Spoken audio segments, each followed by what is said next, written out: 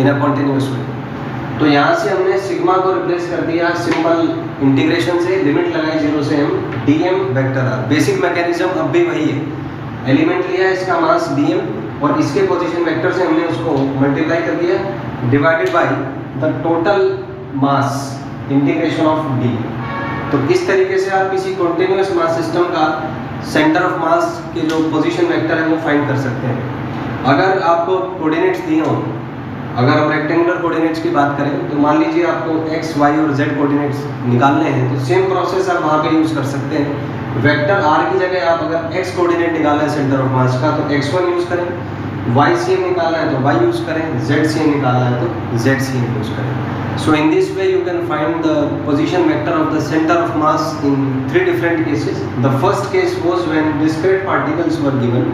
So what you need to do is RCM is equal to m1 r1 plus m2 r2 plus so on up to mn rn divided by m1 plus m2 plus so on up to mn।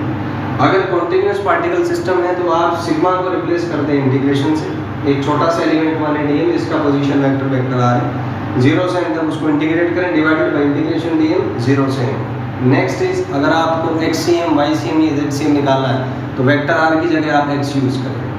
ये जो results मैं बता रहा हूँ इसको आप लिख के देखें, इसकी प्रैक्टिस करें और इस वीडियो को बार बार देखें जब तक आपको सारी चीज़ें अपने आप कंठस्थ नहीं हो जाती। और मेरी एक बात याद रखिएगा, संस्कृत में एक श्लोक कहा गया है, पुस्तकस्ता च विद्या परस्तगतं च धनम कार्य रूपे समुत्पन्ने न सा विद्या न तद्धनम। पुस्तक में लिखी विद्या और दूसरे के हाथ में गया धन समय पड़ने पर कभी काम नहीं आता। विद्या वही काम आती है जो आपको कंठस्थ हो और धन